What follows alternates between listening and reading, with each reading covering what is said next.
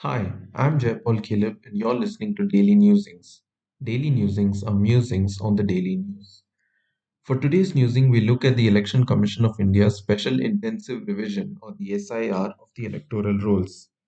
The exercise is highly controversial. The Election Commission of India is justifying the exercise by claiming that there is a need to update the list due to rapid urbanization, frequent migration of people, non reporting of deaths, and the inclusion of names of illegal immigrants. The Indian constitution allows for universal adult franchise. This means that every citizen of India over the age of 18 years has the right to vote in elections to all levels of government. The ECI wants to ensure that the electoral rolls rightly reflect reality.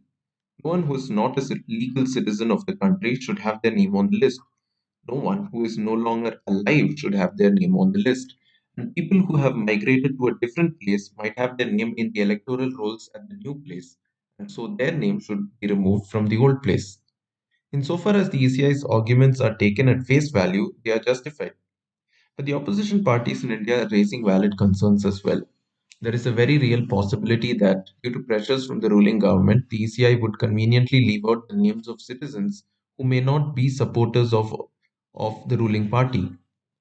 This is especially possible for the poor and marginalized sections of society who may be less educated and consequently have less access to legal documents to prove their citizenship and residence.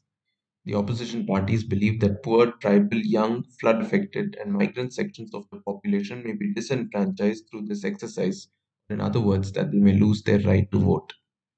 At some level, it is inevitable that any effort by the ECI to clean up the electoral rolls would be viewed by suspicion by the opposition parties. This is irrespective of whoever happens to be in opposition at the time.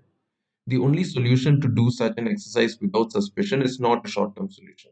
It would be to raise education and literacy levels throughout the country such that less educated sections of the society are not conveniently marginalized. Moreover, public institutions and the government need to earn a reputation through time for being extra sensitive to the needs of the poor and marginalized. Sadly, the opposite is true in our country. This controversy is definitely tied to the country's aims of tightening its borders in some ways. The present ruling government is especially concerned about illegal immigrants from neighboring countries. And this is not something unique to the present ruling government of India. The US also, for example, has been on the news for radical steps its government is taking to deal with the issue of illegal immigrants. Ironically, a number of illegal immigrants from India were unceremoniously deported to India in an US Air Force aircraft a few months ago. As Christians, ultimately, we must consciously keep reminding ourselves that our true citizenship is not in any of the countries of the world.